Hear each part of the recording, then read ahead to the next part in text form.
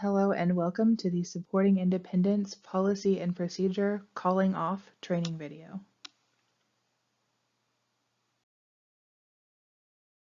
In this video, you will learn when you should call off, why you should call off, and how to call off.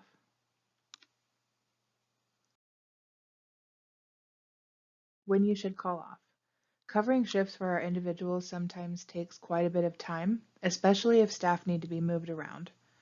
Per SI policy, staff are required to call off at least 2 hours prior to the start of their scheduled shift.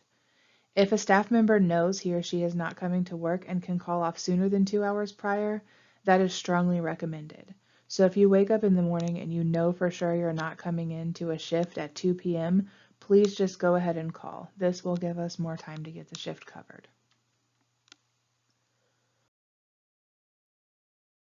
Why you should call off.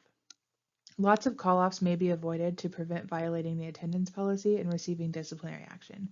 Generally, reasons to call off should include, but are not limited to, symptoms of the coronavirus, where a test with negative results is required, injury that prevents staff from working, emergencies, etc.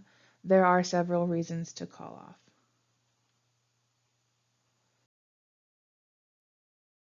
How to call off.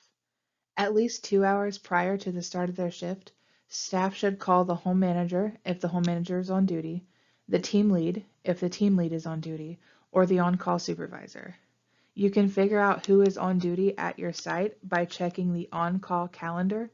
If your site does not have a home manager or team lead, then the on-call supervisor will be the person you call. Calling off must be done over the phone by the staff person themselves. Leaving a message like a voicemail, texting, messaging other supervisors personally, having a family member call off for you, etc. are not valid call-offs.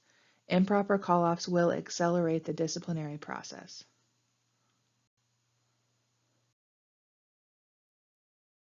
Alternatives. If the call-off is for something such as a forgotten appointment, something happening suddenly, etc., see if you can switch shifts with another staff member. Switching shifts must be done on paper and does not count against you for attendance or use any free days. If no staff members are available to switch shifts with you, you may call the office to discuss switching shifts another way. You have just finished the Supporting Independence Policy and Procedure Calling Off training video. See more policies and procedures on our other videos.